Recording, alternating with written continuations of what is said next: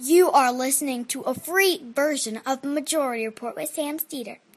To support this show and get another 15 minutes of daily program, go to majority.fm, please. The Majority Report with Sam Steeder. It's Thursday. What month is it? March 21st. Literally spaced that. I'm Michael Brooks on a Michael Thursday, and this is the 4-time award-winning Majority Report. 5-time award-winning. Whew. Sam is rubbing off on me. 5-time award-winning Majority Report. We're broadcasting live steps from the industrially ravaged Gowanus Canal in the heartland of America, downtown Brooklyn, USA. On today's program, Richard Beck, associate editor of N+1. We're talking about the Korean peace process, understanding the deeper dynamics at play, North Korean political history, U.S. military policy, the role of the South Korean president, condescended to in the U.S. press, but essential and fighting for peace on the peninsula. We'll get to that. New Zealand's Prime Minister, Jacinda Ardern, showing real leadership, immediate bans on assault weapons after the Christchurch terrorist attack that killed 50 worshippers at a mosque. Mozambique rescue operations underway as over 1,000 have been reported dead, and women and babies are trapped in trees. There's a race to rescue people who sought refuge on higher elevations. John McCain, he might be passed on, but he's still bothering Donald Trump. Andrew Gillum proving once again that not only should he have been governor of Florida, but he is one of our most promising and important politicians in the United States. He is unveiling an amazing voter registration effort and voter civil rights protection effort in Florida. Wouldn't it be awesome if Beto O'Rourke did something like that instead of wasting everybody's time? GOP governor of Kentucky doesn't believe in vaccines, essentially, apparently. That's interesting. Not particularly surprising, actually. And credit where credit is due. Beto O'Rourke slams Benjamin Netanyahu for playing to racists. I wonder if people will go after him the way they did Ilhan Omar. Guessing probably not, for a variety of reasons. Joe Biden continues to make his play. Mike Pence used to talk real dirty, real spicy behind Donald Trump's back. A campaign to free Lula relaunches in Brazil as new questions surround the Lava Jato investigation that put him in jail. In fact, they just got several $1 million, hundreds of millions of dollars from the Justice Department of the United States. Civil fines rebated to them without any oversight. Even as Michel Temer, the Brazilian president who took over after the coup against Dilma Rousseff, was arrested today on Lava Jato-related corruption charges. He served his purpose, and they need to reclaim their legitimacy. Iranian human rights lawyer is sentenced to 30 years in prison and 30 lashes. We stand in solidarity with her after that obscene policy, that obscene decision. Iran's president says their economy is in a serious problem, serious danger. And President Erdogan, heading into regional elections in a couple of months, increasing his authoritarian grip, makes his play to shore up the Turkish economy. All that, plus youth protesters across the globe take action on the climate crisis, all that and more on today's Majority Report. I think when John McCain died, we were all, as you should be with a public figure, really focused on his public output. But as much as I was not a fan of John McCain politically or militarily, and as much as I'm an anti-fan of Meghan McCain. I've come to agree with the Brendan Finn position that Meghan McCain's existence in the public sphere is a walking argument against oligarchy, inherited wealth position, and dynasties. So I guess in a weird way, she's sort of serving an anti-purpose. Yep. But I just want to say this. And of course, what we think of Donald Trump is a whole other thing. I mean, he's one of the worst people on the planet, a grotesque buffoon racist who is harming the country every day. It's a world historical tragedy that he's in power. It is a world historical tragedy he's in power. But I will say this, and this I guess also implicates, we're going to actually, this is a teaser for some stuff we might be doing tomorrow possibly, but I know there's a lot of atheists on this show. I know there's a lot of people who don't believe in the non-material world. I'm agnostic on these things, but I will say if John McCain is in any capacity still bothering Donald Trump, he should stop. And, because it's enough. The fact that Donald Trump needs to come out here and speak about John McCain. I don't know. Is it because Donald Trump is a milk brain who can never let go of a grudge? Is it because Donald Trump is so out of it that he thinks John McCain is still alive? Or is there some, way that we can't speculate that maybe Donald Trump is actually still being bothered by John McCain? We really don't know. But whatever it is, it needs to stop. This is Donald Trump yesterday taking the very much not with us anymore John McCain to task. And I got to say, frankly, I think he has a point. I endorsed him at his request, and I gave him the kind of funeral that he wanted, which as president I had to approve. I don't care about this. I didn't get thank you. That's okay. We sent him on the way, but I wasn't a fan of John McCain. So now what we could say is now we're all set. I don't think I have to answer that question, but the press keeps, what do you think of McCain? What do you think? Not my kind of guy, but some people like him, and I think that's great.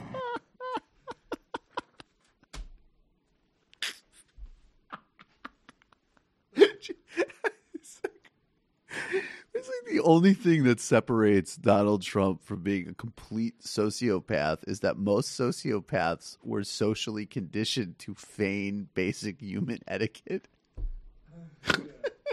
Well, yeah, it's like you're not supposed to say that. But you don't. That guy. If you're born really wealthy, you'd never have to learn that stuff. It's not. There's not the selective pressure on right. you to learn That's that. true. I'm trying to find it. I think Jake Tapper might have deleted a tweet, but he had a tweet about how like one of his veteran sources was texting him, and he was like, "How could?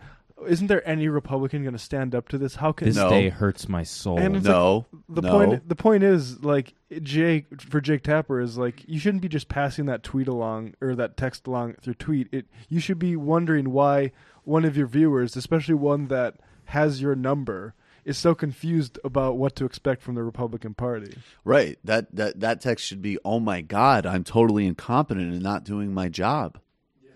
I'm on TV, I'm on national cable every single day talking and pontificating for hours and doing my serious concerned face, and somehow you have still not conveyed to your viewers that the Republican Party will never." I mean, there was like, with Ben Sasse voting for the border wall emergency thing, right? The market of, and the pinnacle, he isn't even there anymore, and I honestly forget his name, but who was the nothing burger from Arizona who was always... Jeff Flake, the aptly named... Snowflake. He's born in Snowflake, New Mexico. Literally. Literally? Yeah. That's great. The aptly named Jeff Flake. Like, there was a time a year or two ago, certainly 2 years ago, and somewhat a year ago, where there was a big market for, I don't do anything to stop the Trump agenda. In fact, I support making the environment worse. I support increasing poverty. I support handing America to corporations. I support legally establishing a full oligarchy and reversing democracy. But boy, gee golly, I will get on the Senate floor and talk about how rude Donald Trump is. And now you see with Ben Sasse. I mean, Ben Sasse, he had an opportunity to cast a little bit of a vote there, and because he's the whole mantle of, I'm so concerned about this, and we're not all a bunch of friggin' racists, went on to him, and there ain't a market for that anymore. So if Jake Tapper can't even follow the trend of a lot of people pretending to disassociate with Trump while voting with Trump all the time, or 99% of the time, or 90% of the time, this was the moment where, you've just fallen into a complete and utter Oh, this is great. Just total, not only irrelevant, I mean, just pure incompetence. Jake Tapper, combat vet. Always with the combat vets with this guy. Combat vet texts me. Trump's McCain comments hurt my soul. And by the way, I just want to say, I'm sure they did. Okay. They were, I can't even call them graceless. You're right, Matt. They're just Donald Trump is a horrible, wretched human being. Trump's McCain comments hurt my soul. How have we arrived at a place where this is even possible? And how can the Republican leadership stand on this? Have we no decency? Well, let me do in reverse order. No, you don't. And secondly, the Republican leadership has stood there while Donald Trump has actually done stuff. And they want to do things that will harm irreparably, Jesus, tens of millions of people. They are with it. So, okay, so the fact that Jake passes, is just delusional. He's the journalist. This other guy could be the deluded citizen. But Jake Tapper has no excuse. Imagine if you knew Jake Tapper, you knew a premier newsman, and you just believe this bullshit. Like, maybe we will have Jeff Flake or Ben Sass do something to right the ship. Like, nah, it's never happening. Never.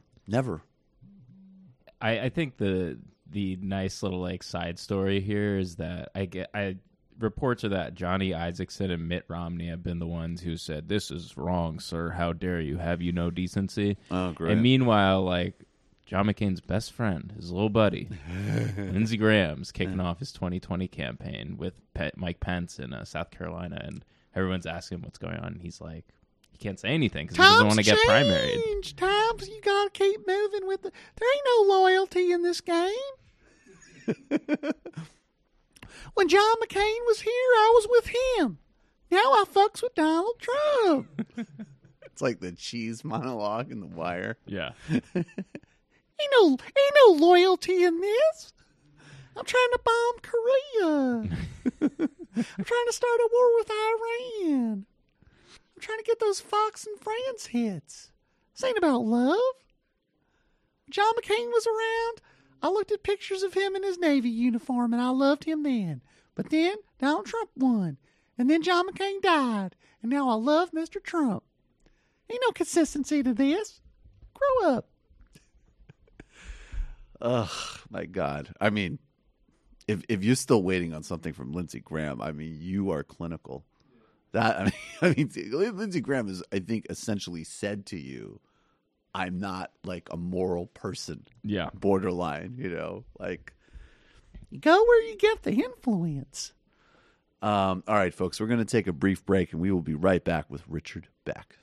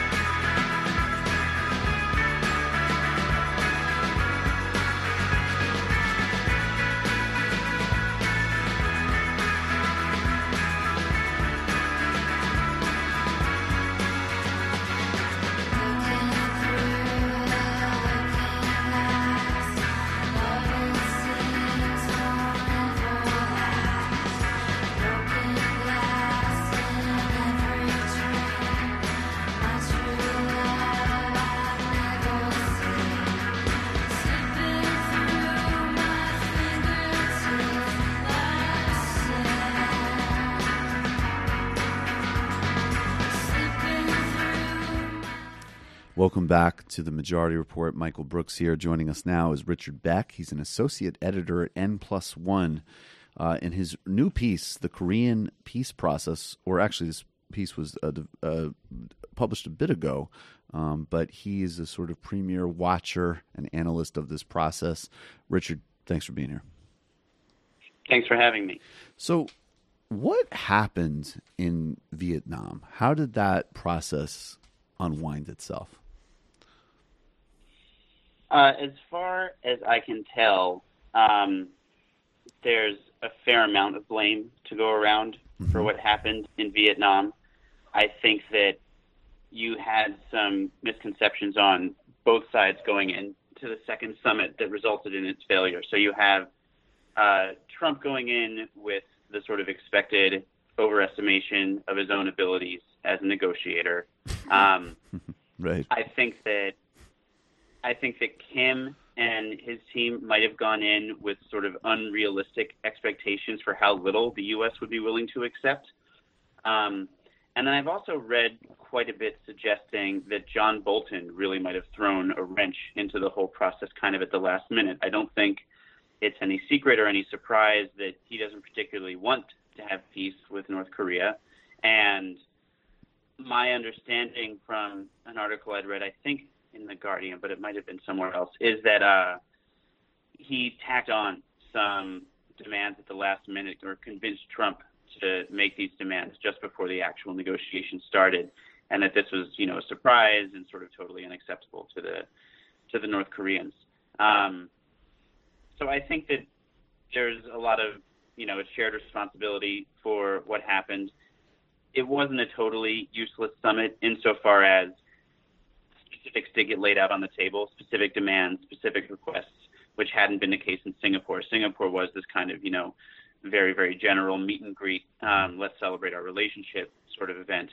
But coming out of Vietnam, it's a big setback, but at least both sides now have a more realistic understanding of where they're at. What is actually? Let me just do this one first. How does the president of South Korea fit into this? Because from my read, he's very important and is an extremely positive force. You kind of point out that he's been sort of treated either a bit condescendingly or kind of as an afterthought. How does the failure of the process in Vietnam affect his domestic position, and what do you think his role in all of this has been? Well, his domestic position is somewhat weaker than it was at the beginning of the process, and a lot of that has to do with the fact that the South Korean economy has been struggling recently. But certainly the peace process with North Korea is the centerpiece, or one of the centerpieces of his domestic policy, the centerpiece of his foreign policy. It's enormously, enormously important to him that it succeed, and I think that he's the one who really jump-started the whole thing. When you had this episode a year or two back of Trump and Kim exchanging these dire threats and missile tests and, missiles being launched, flying over Japan, that opened up some space, maybe a little counterintuitively, for South Korea to step in and say, to take a leadership role in trying to calm things down, because it was obvious that Trump wasn't able to do that he wasn't interested in doing that. And I think that around East Asia, in South Korea certainly, but also in China to some extent, people lost a little bit of faith in their ability to trust that the U.S. would be a stabilizing force. So it allowed South Korea to take a more active role. What are the sticking points? Or maybe more specifically, what are the poison pills that Bolton put in there to undermine this process in Vietnam? The big sticking point, and it's kind of a big general one, is this idea of complete, verifiable, and irreversible denuclearization. And the U.S. demand that North Korea completely denuclearize, shut down all of its facilities, dismantle its facilities, let in inspectors, give them a detailed list of everything they have before any sanctions are going to be removed. North Korea has come in saying, we want sort of a step-by-step tit-for-tat approach. We'll shut down some research facility, you lift a sanction. We will dismantle some other facility, you lift another sanction. And they have proposed this as a kind of trust-building exercise. Let's see if you'll take these baby steps in good faith, and then we can move on to bigger and bigger stuff. And so far, the U.S. has been unwilling to consider this graduated approach. Their demand is you shut everything down, and then we'll talk about getting rid of some sanctions. I think that North Korea is justified in being suspicious of the U.S. when they say you shut everything down and then we'll lift sanctions, because all they have to do is look at the experience of Libya and Gaddafi, who did shut down his weapons program and got killed in exchange for it. And also, of course, we had a successful and working deal with Iran, which Trump just, hasn't entirely blown up, because the Europeans are maintaining it, and the Chinese and the Russians as well, obviously, and India, but has seriously undermined and shown that basically our commitment and our word means nothing in these types of negotiations. I think that's actually a really important point. Maybe that does overlap even in some ways, particularly with understanding Iran or even Libya. And of course, these are all very, very different governments, different regimes, and it's difficult to communicate about this, I think, in the press here, because some people sort of, radically overcorrect, and they'll say, well, actually, Gaddafi didn't. Not only was Gaddafi a rational interlocutor, but he didn't even have human rights problems, and that's ridiculous. Or Iran, I would say of the three, actually, Iran is definitely the most complicated in terms of assessing their human rights areas. But of course, we just talked about an activist, an attorney who's just sentenced to 30 years in prison and 30 lashes for doing her work in Iran just this week. It's obscene, an abomination. And of course, North Korea, it's very well documented, the sort of scale of abuses that take place in North Korea. On the other hand, the problem is that in the discourse here, it's conflated. It's like, oh, well, if they do that here, then obviously they're irrational actors abroad. Obviously, they would sort of blow themselves up in a flame of glory. And, in each of these cases, that's clearly not the case. These are rational governments and leaders that want to survive. And that might be the hardest case to actually convey to people about North Korea, because we have such a kind of warped view of them. Even some of the ways that we actually talk about real abuses in North Korea are very dehumanizing. It's like, oh, well, look at this other, totally insane thing that they did. And, look at the bouffant hairdos and all of this. When it's like, well, no, actually, it's extremely brutal and people are actually really suffering. And then on the other hand, no, there's a strategy in place here, and these people know how to survive, and they know how to play their position. So, first of all, I gave you a lot. I don't know whether you agree with that frame or not, but I think that might be a good starting point when you talk about their legitimate demands, to talk about the ways in which the North Korean leader is actually quite different than Donald Trump, for all the kind of superficial, easy comparisons. And where is North Korea coming from in terms of solidifying themselves and surviving as a regime? Like, what are their rational self-interest positions in all of this? You're right that was there was a lot there in what you said. Just to go back to part of what you said earlier to start off with, the way that I read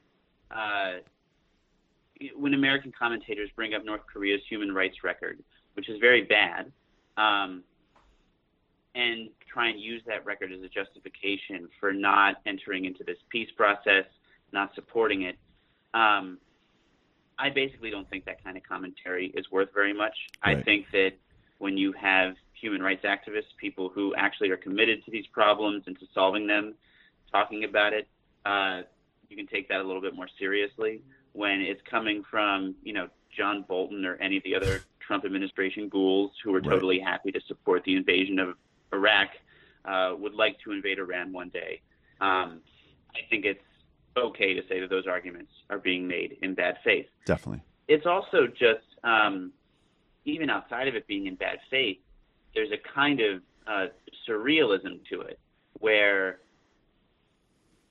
like, okay, yes, I acknowledge that the human rights record is very bad. What do you want to do about it? Isolation, sanctions, demonization, that doesn't seem to be improving much. Obviously, what would help open up North Korea to the rest of the world, help the regime to adopt less of a paranoid stance, is to be kind of integrated into the community of nations as, an equal functioning member. I think everyone knows at this point that there is no military solution to this problem that anyone would be happy with.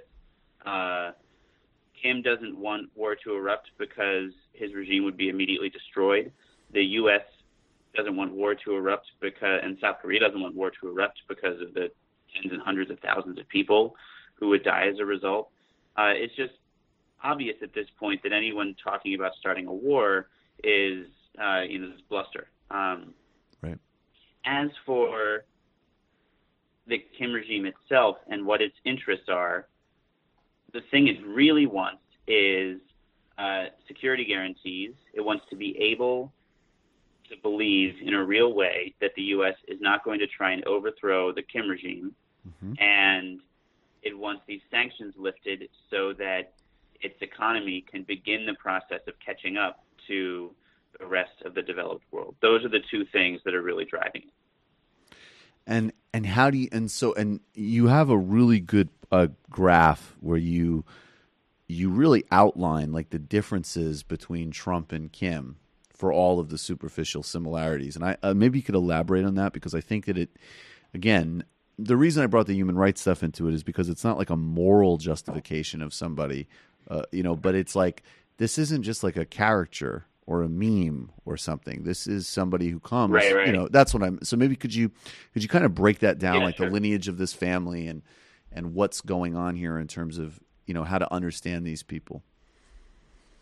I mean, that was one of the first things that really frustrated me about the media coverage of the peace process when it started up, was this kind of easy, drawing this like very, very easy comparison between Trump and Kim. Here are two sort of brash, loud, buffoonish characters. They both have awful hair. Right. They're both overweight. They both see themselves as little despots. And so now we have these two clowns, going to Singapore to congratulate each other on how great they are. And if you actually look at the political position of both leaders, it's totally different. Kim is in a ruling line that has controlled North Korea for decades and decades, that has deep historical roots in the country's struggle against colonialism throughout the 20th century. The entire political system in North Korea revolves around his family's rule. He's at the very, very center of it. If the Kim regime were to collapse, it would mean a total and complete upheaval of North Korean society. Whereas Donald Trump is essentially a media figure who was able to take advantage of the fractured character and the weaknesses of one of America's two major political parties to assume its leadership. He has no roots in the political system whatsoever. I don't think he particularly has many deeply held political beliefs.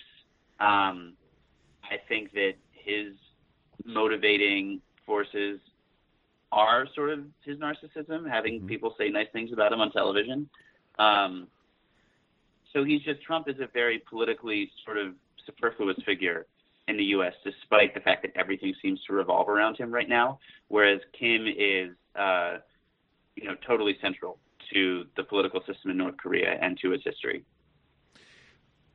I want to loop back to where we go from here, relative mainly to the U.S. and North Korea in the last couple of minutes. Before we go there, we talked about the really important role that the President Moon has played in South Korea. And, part of that, my read is, he represents the center left in South Korea, and that party historically, even under, like Kim Dae-jung, and when Clinton was president, they pursued something called the Sunshine Policy, which was definitely not as far-reaching as what they're talking about now, but it was some type of diplomatic arrangement. And then obviously the right-wing and it made real progress. Yeah, actually, you want to explain that for a second? That could be helpful. The Sunshine Policy was a policy pursued between North and South Korea during the Clinton years. And this is sort of before, it's sort of hard to remember that this happened because everything went so sour once Bush took office and named North Korea as part of the axis of evil. Mm-hmm. But the Clinton years did see a real improvement in U.S.-North Korean relations, in North-South Korean relations. Clinton wasn't quite able to make progress on his own, but he sent Jimmy Carter over to meet with leadership over there. And it was real progress. By the end of the decade, people were very optimistic, not necessarily that the war was going to, peace treaty was going to be signed imminently, but that there was a base that had been laid down to work from. And then Bush just blew the whole thing up once he named North Korea as part of the axis of evil. But sorry, you can go back to what you were saying. No, maybe could. And then did Obama? I mean, there was this sort of approach of like, what do they call it? Like sort of strategic patience that it wasn't as he didn't ask. Yeah. What did Obama do? What was the Obama years like? Obama didn't do a whole lot. He maintained economic sanctions. I think that his efforts were really focused on Iran, that his administration's calculation was that it was more important to address Iran first. And I think that he was kind of happy to punt a little bit on North Korea, in part because he assumed that another Democrat would be handling the problem. Right. If you had told Obama in 2011, no, man, in 5 years it's going to be Donald Trump, I think there would have been some more urgency from his administration I would imagine. On North Korea. Right. But, he was leaving North Korea to whoever was going to follow him, and he expected that would be, his Secretary of State. What are the we contrast the kind of constructive role of South Korea under Moon. Now, these are obviously very, very different positions, and they have their own complexities. But is there a way to kind of top line China's role as the kind of main patron of North Korea, and then also Japan, which has its own sort of right-leaning kind of nationalist sort of insurgency or government? What have their roles been in this process? So China has a very complicated role with North Korea, which is that China has been North Korea's major patron, but not out of anything that's much like friendship. It's been more out of fear. Mm-hmm. China and North Korea share a border. Were any kind of war to break out involving North Korea, China would immediately have a gigantic refugee crisis on its hands. And so China, when Trump and Kim initially started ramping up their rhetoric and threatening to annihilate each other, China was sort of paralyzed by the whole thing. It actually cut down its trade with North Korea, I think by something like 90%, to try and help the U.S. really intensify its sanctions. So it wasn't really contributing much in the way of ideas of its own. Once South Korea stepped in and got this peace process going, then China became sort of a more active player in it.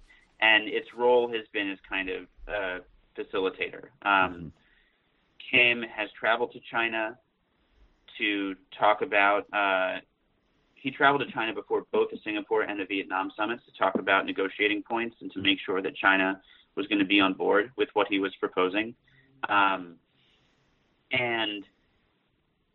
also, North Korea has been telling China that they see the U.S. as the greatest security threat and therefore would like to be a little bit closer to China. There's a way of soliciting Chinese support. Now, apparently, they've also been telling the U.S. that they see China as the greatest security threat. So there's a little bit of strategic manipulation happening there. But I think that as the process has unfolded, China has started to like the idea of peace on the Korean Peninsula more than it would have initially. Because ultimately, peace on the Korean Peninsula would diminish the American role, the American presence in East Asia, would make it a little bit easier for China to operate. And China right now is really embarked on this project of becoming not a global hegemon, but certainly a regional hegemon. It would like to be kind of the only hegemon functioning in East Asia. Right. And Japan? Japan, their government is a little more right-leaning. They have not been as excited about the peace process. Their relationship to the U.S. is obviously much closer. They're going to be less thrilled about a diminished role in East Asia.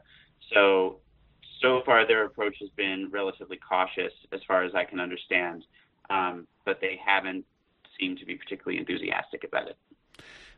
Final couple of minutes. I mean, here's the where do we go from here question. Like, is this ongoing, or has Bolton destroyed the process? Like, what are the, or, I mean, yeah, what can you expect to kind of see in the coming months? It's really hard to know what to expect because the U.S. is in this position now where the U.S. can't dictate events in East Asia anymore like it maybe used to be able to. Mm-hmm. It does not have the clout to,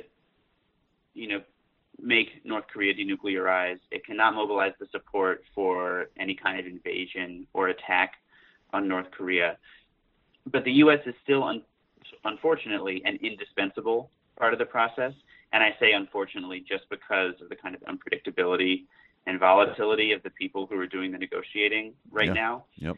I think that part of what makes it so unpredictable is that left to his own devices, Trump sort of would give away whatever he needed to get himself a Nobel Peace Prize. And as crazy as it is, I don't think that would be a terrible outcome for the world. I agree. I agree completely. Right. And if what it takes to get a formal end to the Korean War signed is a peace prize for Donald Trump, I don't care. Fine, do it. Sure. The problem is that you do have these people from the real, sort of right-wing foreign policy establishment, people like John Bolton, whose influence seems to increase or decrease depending on the day or the week, or whether, Sean Hannity has said positive or negative things about John Bolton on his previous show. And if those people are in a position to influence Trump's negotiating like they appeared to have been in Vietnam, then yeah, this thing is going to get tanked. Well, I think now is as good as... That said, sorry, go ahead. I don't know. Even if the U.S. decides to be, totally unproductive, like a complete non-contributor to this process, North and South Korea especially, seem to have invested so much in opening up their relationship that it's hard to see them going back to where they were before. So I think that you're going to see, I don't know what the relationship looks like if the U.S. Ends up tanking the process to the extent that it's able. But the relationship between North and South Korea is going to be different coming out of this than it was going in. And I think it's going to be better. Well, that's a positive note. And now is as good a time as any.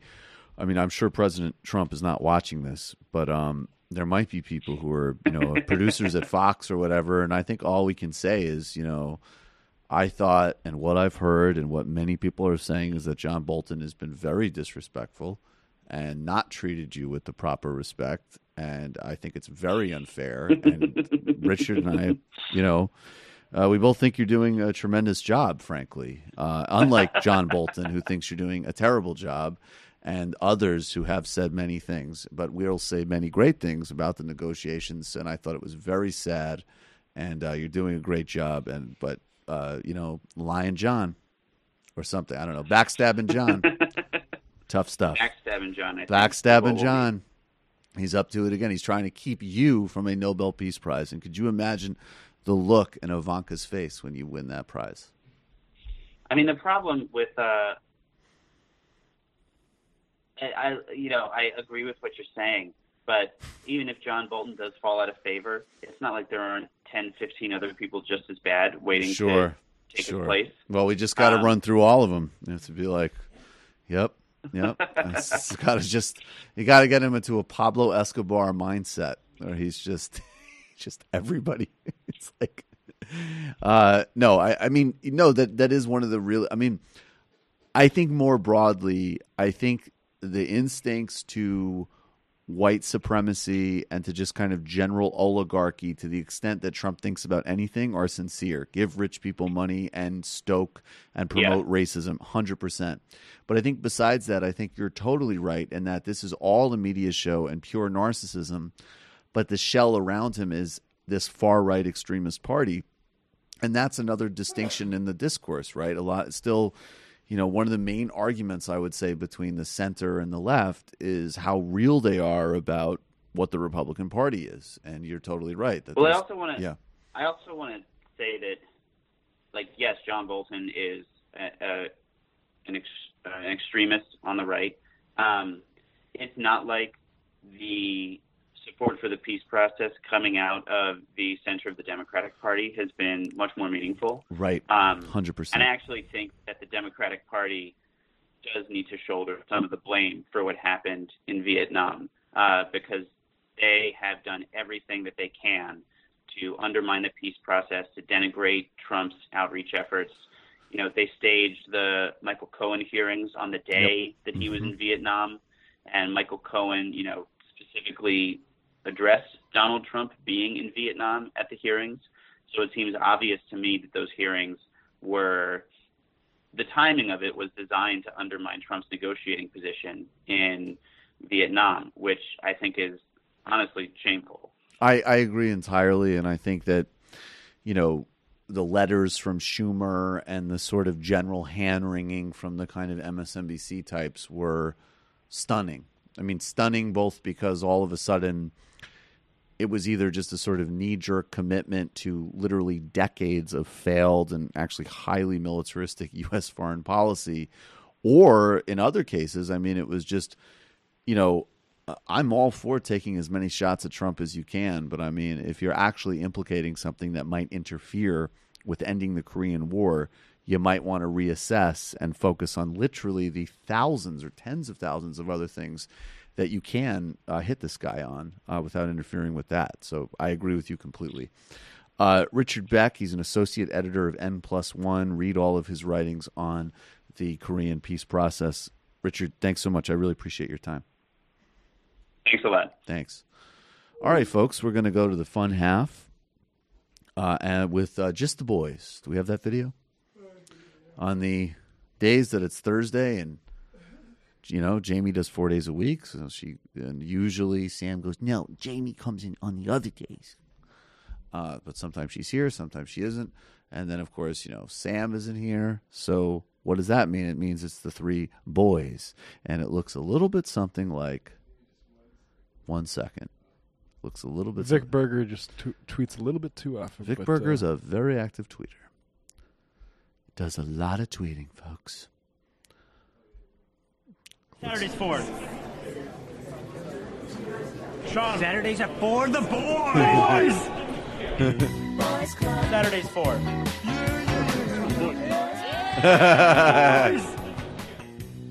What are Saturdays for? For the boys! Here we go! Boys! Donald, real quick, what are Saturdays for? For the boys. Boys! Saturday's 4. Apparently the boys? Saturdays are for the boys. Boys! What are Saturdays for? The boys. Michelle, what are Saturdays for? The boys! President, what are Saturdays for? What are Saturdays for? Working. Tommy, you know Saturdays are for the boys.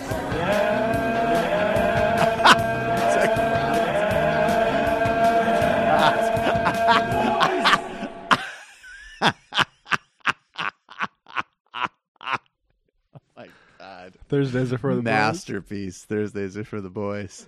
Wicking. Wicking. Fucking golfs. All right, folks, become a member of the Majority Report today, majority.fm/become a member. That's how this show happens. Less than a cup of coffee a day. Check out justcoffee.coop. Order the Majority Report blend. It's a win-win-win-win-win for all concerned. Check out the Michael Brooks Show this Sunday, an illicit history of Joe Biden with Zach Carter. Get the whole thing, patreon.com/TMBS. We appreciate all of you. And definitely get your tickets. They're starting to ramp up again. We're over halfway sold out with several weeks left for the April 20th live show, the TMBS live show at the Bootleg Theater in Los Angeles with special guests Big Waz, Anna Kasparian, and Nando Vila, and, of course, the whole Michael Brooks Show team. Go to Michael Brooks Show on YouTube. Subscribe there. We have a ton of clips. Now we're about 3-4 clips a day, so you can get a real flavor of the show. Obviously, similar to Majority Report, but very history-focused, covering some different beats, and you'll really like what you get over there. Matt? Literary hangover. We talked about King Philip's War, the 1675 war that people might want to check out. It's pretty formative for colonialism and that sort of stuff.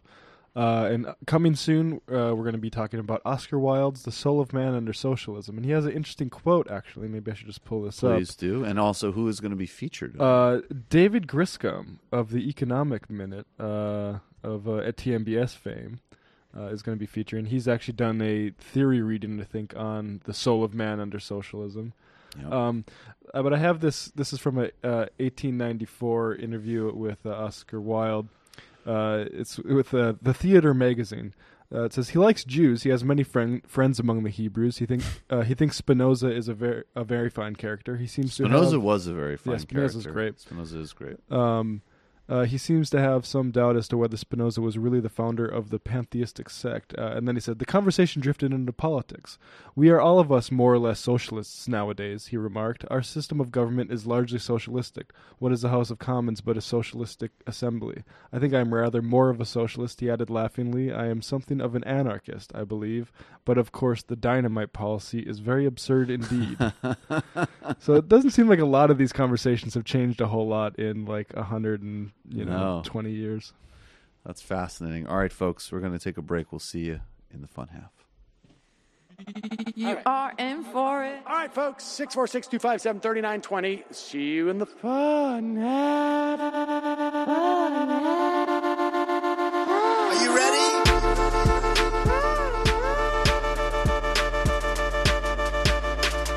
Who sent us this?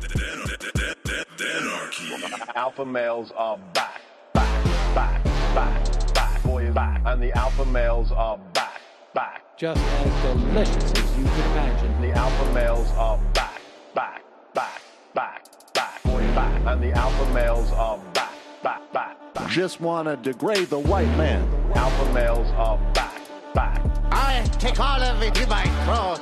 Alpha males are back. Almost says what? The alpha males are back. You are a madman. And the alpha males are back. I am a total cunt. Can we bring back DJ Dannerky's song, please? Yeah, or a couple of them. Just put them in rotation. DJ Dannerky. Well, the problem with those is they're like 45 seconds long, so I don't know if they're enough of a break for people. That's fucking nonsense. Hey, folks, reminder. I do not have Parkinson's. And the alpha males are psych. Fuck them. Almost says what? What?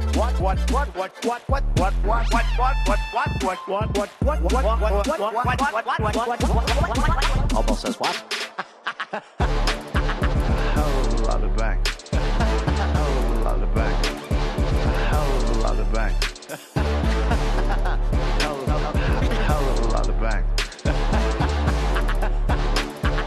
Hell of a lot of bank. All lives matter. Have you tried doing an impression on a college campus? I think that there's no reason why reasonable people across the divide can't all agree with this. Psych. And the alpha males are back. And the Africans are black African. And the alpha males are back. And the Africans are black. See Donald Trump out there, doesn't a little part of you think that America deserves to be taken over by jihadists? Keeping it 100. Can't knock the hustle. Come on. Fuck them. Fuck things I do for the bigger game plan. By the way, it's my birthday. Happy birthday to me, Jew boy. I have a thought experiment for you. And the alpha males are back. Africans are black. Alpha males are back. Africans are black. Come on. What? Come on. What? Come on. Someone needs to pay the price for blasphemy around here. I am a total Pussy.